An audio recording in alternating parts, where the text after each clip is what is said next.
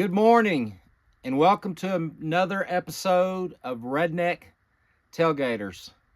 We're here in between Fredericksburg and Doss, Texas, opening rifle weekend, a big tradition for me and my friends and family for years. Been doing this since I was 6 years old. Anyway, before I say anything else, I would like to say thank you to all the people that prayed for my mom. She's now home from the hospital, doing great. One of the doctors tried to tell her that she would need to be on oxygen the rest of her life, and my mom just wouldn't accept that. So she's at home without oxygen. She got to watch the Longhorn game with my brother Jarrett yesterday, so that was real special. And I just want to thank the good Lord for bringing her home. And we're just excited to have her home. Anyway, since we're talking about my mom, I want to go ahead and plug her book again. This is what Amazon says about her book, Wings Over Luckenbach, inspired by the real-life events of Jacob Brodbeck, takes a reader on a journey of Brodbeck's life-long quest to construct and fly an airship. He did this on September 20th, 1865 in Luckenbach. Jacob, joined by his loyal brother Johann, flees Germany in 1846, and they endure a treacherous ocean voyage and arrive in Galveston, Texas, where the harsh, rugged Texas frontier awaits them. From the coastline to the settlements of Fredericksburg and Luckenbach, they faced a long journey to get here. And Jacob was an inventor. He taught school, had 14 children, and just what a man. But he got here to explore his newly found dream of conquering human flight. Now, Amazon ranked it 5.0 out of 5 on one, and my mom thinks that may not be accurate, maybe 4.5 out. But anyway, it's highly rated. And you can get my mom's book on Amazon.com. You can also get it at the Pioneer Museum in Fredericksburg, Texas. You can get it, trying to find my notes here, also at the Luckenbach General Store. So there's 3 places you can buy the book. You can get it from us also. Thank you to Brett Nicholson and Bob Bewley for buying 2 copies a couple weeks ago. So we got plenty of books, and love for y'all to take a book and read it. My goal is to get this book in the hands of Matthew McConaughey, because this book is made for TV. I mean, it's Lonesome Dove stuff. I think if he would ever read this book, I think you'd see this story on TV. It's that cool. Anyway, plug for my mom's book. I wanted to plug epoxy floor coatings. A lot of people think I just sell paint, maybe wood coatings and roof coatings, but also we're really exciting about our epoxy floor coatings. It's Tough Boy epoxy floor coatings. Brett Nicholson, who I mentioned, bought a book. He is kind of our floor coatings guru over the epoxy floor coatings Texas division.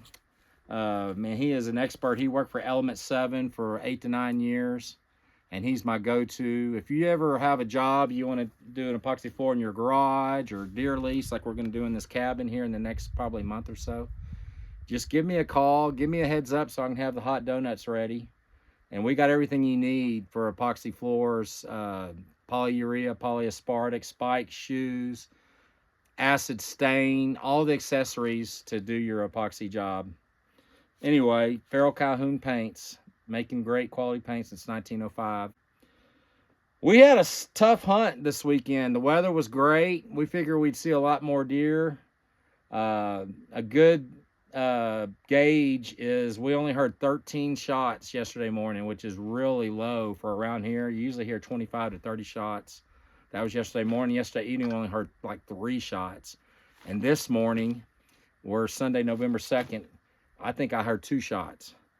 And I just can't figure it out. I guess it's acorns. I don't know. But a lot of my buddies I've talked to, same story, just a little bit slow opening weekend. So anyway, to say the least, I didn't harvest anything. We saw some deer, but it is pretty slow. The great news is Saturday morning at 4:06 a.m., I got awoken in the cabin by Axis. Some people call them barks. To me, it sounds more like a snort, but different than a whitetail. It's a really unique sound. There's no disguise. I mean, you know it when you hear it. So my hunting buddy said, nah, you're just dreaming. You just heard that in a dream. Well, it woke me up. And so he didn't believe me. He thought I was dreaming. Well, he's coming back from Front Doe Saturday morning after the hunt. He's walking up to the cabin, and he heard 4 of them down in this bottom over here. So now, and then he went to his phone to confirm that that's what an axis bark sounds like. So we got all excited. Yes, it's an axis bark. We hustled into town, bought some alfalfa, and put alfalfa in all the feed pens. We sprinkled some alfalfa down here at the creek bottom. So we're hoping we can harvest an axis this year, because it is the creme de la creme of venison. So that was probably the highlight of the weekend, other than the Longhorns beating Vanderbilt at home 34-31. So the hunting was slow. Excited about the axis being here. Hopefully we can hold them. One thing I did learn is never put a can of doe estrous spray in your pocket. So I'm walking to the stand Saturday morning, and I got my stopping corn in my bucket. I tried this stopping corn this weekend. It's $1 less at HEB. I got away from the mummies just to try this. I can hardly smell the apple corn, the apple scent. So I'm not real. I'm not going to give this, but maybe 2 ducks. Maybe that's why I didn't see as many deer, because they couldn't smell the apple. But I'm going back to mummies this coming weekend. But anyway, I also rattled a little bit. I rattled up a spike, and I rattled up a small 8-pointer. And I've come to realize in all my years of rattling that I only rattle up chocolate horned bucks. I never rattle up white horned bucks. If anyone knows what that means, please comment on this. There's something to that. The white horned bucks are a little more docile. I've never rattled up a white horned buck that I know of. So they've always been chocolate. Well, this morning was 2 chocolate horned bucks. Anyway, kind of got off there, but I think that's it. I was talking about don't put doe and estrus in your pocket, because I think every time I took a step, it would squirt a little in my pocket. And I'm getting to my harvest site, I'm like, ooh, there's a doe and heat in the area. I got all excited. Like, man, this is going to be good. Well, then I started feeling a wet spot in my pocket. I looked down and I'm like, oh, it wasn't a doe in the area in heat. I'm squirting doe and estrus in my jeans, and I'm smelling like a doe and estrus. So, man, after the hunt, I came and took a shower. I still couldn't get that smell off me. Good thing I've been married for 24 years. Because if I'd have been a single man, try to go to Fredericksburg for a hot date, I would have had a hard time doing that, because everybody would be running from me with the smell of smelling like doe urine. But anyway, we'll get into some college football. This week, I'm just going to recap the weekend. Georgia Tech at North Carolina State.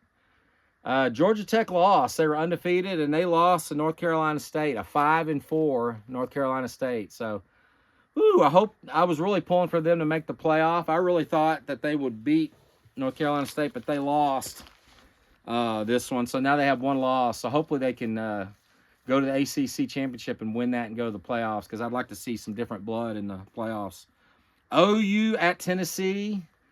This was a toss-up game for me. I chose Rocky Top at home, but OU got the victory. So OU is 7-2 now. Their playoff hopes are still alive, and maybe Venable's hot seat is not so hot anymore. I think he's a good coach. He's a great defensive mind, and they need to just be patient. And Norman.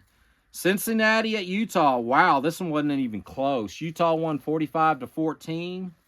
Looks like Utah and Texas Tech may be on a collision course for the Big 12 championship. So I thought this would be a little closer. Cincinnati was actually, I think, ranked like 14 or 15, and they just got smoked. Texas Tech. Who played? Kansas State and Texas Tech. I thought this would be close. Texas Tech smoked them. It was like 42-14, something like that. Kansas State is just not as solid as they normally are. So Texas Tech is rolling. Only got 1 loss. Like I said, it looks like Utah and Texas Tech will be in the Big 12 championship, and that'll be an interesting game. USC at Nebraska. Man, I thought Matt Rule would be the guy to finally turn Nebraska and get them back to their glory days.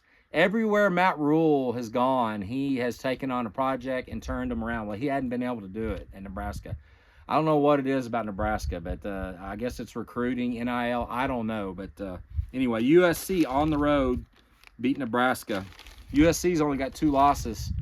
So, depending on how they do in the Big Ten, once they get into some tougher competition, maybe they can sneak into the Big Ten championship. Georgia at Florida. Whoa, Nelly, like Keith Jackson used to say. This is a good one at the Swamp. This was back and forth. Florida had their chances with an interim coach. It just goes to show you that it's never easy to go to the Swamp.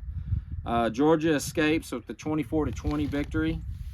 Miami at SMU. I thought at the beginning of the year Miami was going to be in the college football playoff, but they've lost 2 of, I think, their last 3 now. Now they may not even make the playoffs. So they've kind of fallen off a little bit. SMU beat Miami at home. Now we'll get to Vanderbilt at Texas. Texas played its best game probably other than OU. I thought they probably played a little more of a complete game at OU. They controlled this game. Vanderbilt, I think, outscored Texas 21-0 in the 4th quarter. I think you're seeing Michael Taft not being in there. That really hurt his leadership. He's like a coach on the field. That was probably a big reason Vanderbilt came back in that game. But Texas outgained them, sacked them like 6 times. Our offensive line kept Arch clean. Arch was like 25 out of 33. He only missed 8 balls for 3 touchdowns, 324 yards, no picks. From the 4th quarter of Mississippi State for this game, he has played the best football he's had all year. They got a week to rest up. I know Wingo hurt his hand. They think he'll be all right for Georgia. Maybe Georgia be worn down after the Swamp, and then they got on the road to Mississippi State, which is tricky. So we'll see what happens in 2 weeks. I'm very excited for that game. I hope College Game Day is at that game because that's a whoa, Nelly. That's a get your popcorn out. That's pomp and pageantry of college football. That's going to be a gut one. So I can't wait for that one. So that's about it for today. This video was probably a little lacking compared to what we've had. I think what I'm going to do is throw some footage from the last 8 weeks at the end of this. And so y'all can just see a little piece of all 8 weeks. And those people that don't want to see Bambi get shot, there will be no harvesting done. So it'll just be some footage from the fishing and the hunting. And anyway, thank you so much for joining us. And we'll be in Hico, Texas next week with Justin, with Ted's Repair. And we're going to try to harvest I'm going to do all the filming. I'm not even going to bring a gun. I'm excited. I'd rather film than shoot. So we're going to see if we can harvest either a hog, a white-tailed doe, or even maybe a turkey. And can't wait for that. We'll see you then.